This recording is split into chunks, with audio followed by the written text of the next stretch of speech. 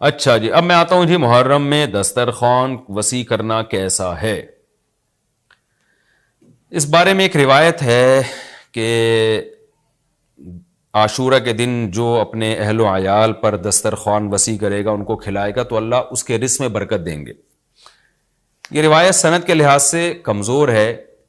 بعض علماء کی رائے یہ ہے کہ اگرچہ کمزور روایت ہے مگر فضائل میں چلتی ہے، تو کوئی اچھی نیت سے دسترخوان وسیع کر دے. وسیع کر رہا ہے نا، کوئی یتیم کے منہ سے نوالا تو نہیں چھین رہا نا، کھلا ہی رہا ہے.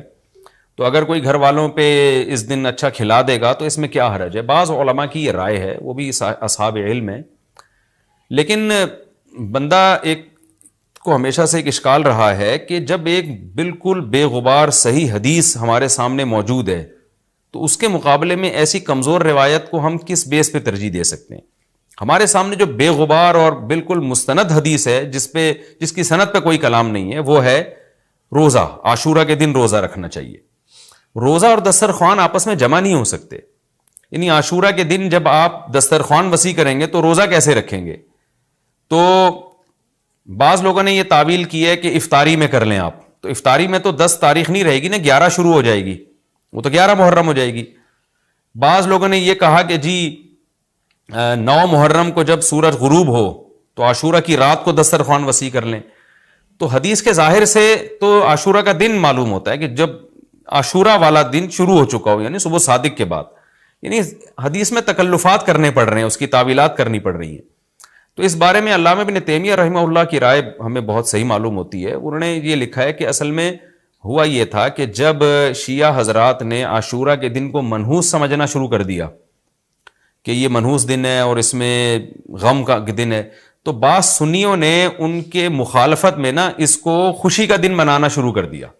یعنی ہوتا ہے نا، آپ کسی کی مخالفت میں حد سے تجاوز کرتے ہیں، تو انہوں نے خوشی کے دن کے لیے اس میں کھانے پینے کی روایتیں گڑھ لی، کھاؤ پیو کھلاؤ پلاؤ، تاکہ بالکل ان کی مخالفت ہو.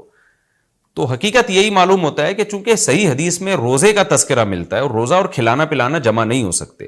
اگر یہ جو دوسری عاشورہ کے میں کھانا کھلانے والی حدیث بھی بالکل بے غبار اور مستند ہوتی نا، تو ہم دونوں کو جمع کر کے تعویلات کر لیتے کہ جی افطار میں کھلا دو اور سارا دن روزہ رکھو، یا نابالغ بچوں کو دن میں کھلا دو اور بڑوں کو روزہ رکھوا دو. تو ہم تعویلات کرتے اگر یہ اسی ٹکر کی حدیث ہوتی. لیکن یہ کمزور حدیث ہے، تو اس کو اتنی صحیح مستند روایت کے مقابلے میں ہم کیسے لا سکتے ہیں؟ تو وہ ابن تیمیہ رحمہ اللہ کی بات کافی معقول معلوم ہوتی ہے کہ بعض شامی لوگوں نے یہ روایت کو گڑھا ہے صرف شیعہ لوگوں کی دشمنی اور مخالفت میں، کہ اس کو خوشی کا دن. تو عاشورہ کا دن تو نہ غم کا دن ہے نہ خوشی کا دن ہے، عبادت کا مقدس دن ضرور ہے، تو برکت کا دن ضرور ہے. تو اس لیے اس میں صحیح بات یہی معلوم ہوتی ہے کہ یہ کھلانا پلانا والا جو روایت ہے یہ ہمیں صحیح معلوم نہیں ہوتی. روزہ رکھیں، اور افطاری میں تو ویسے ہی دسترخوان وسیع کرنا چاہیے. افطاری میں سموسے پکوڑے جلیبیاں بچوں کو کھلائیں تاکہ ان کو روزہ رکھنے کی اور زیادہ حوصلہ افزائی ہو. تو اس لیے ہماری رائے اس میں یہی ہے کہ عاشورہ کے دن بس روزہ ہی کی فضیلت ہے، دسترخوان والی بات ہمیں ٹھیک معلوم نہیں ہوتی. کیونکہ اس کے مقابلے میں جو ہے نا، دسترخوان والی حدیث کے مقابلے میں زیادہ صحیح حدیث ہے جو روزہ تو کھانا پینے سے اجتناب کا نام ہے، اور افطاری میں تو ویسے ہی آدمی کھا لیتا ہے، وہ اس کے لیے پھر ضرورت نہیں ہے الگ سے ہمیں کسی روایت کی. اچھا بھائی، اور بھی محرم کے حوالے سے لوگ سوال پوچھتے ہیں.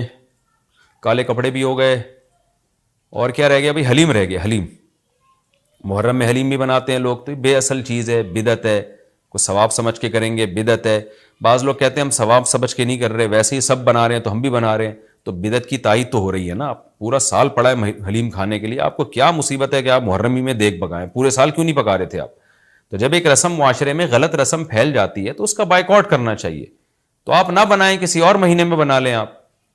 تو پوری رات دیگیں چل رہی ہوتی ہیں. مذہب کے نام پہ تو یہ کام نہ کیا جائے نا. اور جو لوگ کہتے ہیں مذہب کے نام پہ نہیں کر رہے، ہم تو ویسے انٹرٹینمنٹ کر رہے ہیں، تو یار کسی اور دن کر لو بھائی. تم پورا سال پڑا ہوا ہے نا، ہم نے کب کہا ہے کہ آپ دیگیں نہ پکائیں؟ آپ پکائیں، پوری رات گھوٹے لگائیں اس میں، کسی اور دن کر لیں آپ. تو اس لیے اسلام کو بچائیں خرافات سے. اسلام کو ہمارے ذمے ہے کہ ہم اسلام کو اسلام وہی ہے جو نبی لے کر آئے. الیوم اکملت لکم دینکم واتممت علیکم نعمتی ورضیت لکم الاسلام دینا. اللہ کہتے ہیں آج کے دن میں نے دین مکمل کر دیا. جب یہ آیتیں نبی پہ نازل ہو گئیں تو اس میں حلیم نہیں تھا، محرم کا حلیم. تو دین مکمل ہو چکا، اس کو رہنے دیں آپ. اور پھر وہی ہے کہ جب آپ روزہ رکھیں گے تو حلیم کھائیں گے کس وقت؟ رات کو آپ کھائیں گے تو رات کو تو ویسے ہی کم کھانا چاہیے. سونے کے لیے اللہ نے رات بنائی ہے, کھانے پینے کے لیے تھوڑی بنائی ہے رات. دن میں آپ نے روزہ رکھنا ہے, تو وہ یہ روزے سے بھی میچ نہیں کر رہا ہے جو حلیم ہے نا. اس لیے اس سے اجتناب کریں, ایوائڈ کریں. جو گلی کے لونڈے لپاڑے بنا رہے ہوتے ہیں ان کو محبت سے سمجھا دیں, یار اگلے دن بنا لو, باز آ جائے ٹھیک ہے, نہیں تو پھر نکل لیں آپ پتلی گلی سے, الجھے نہیں.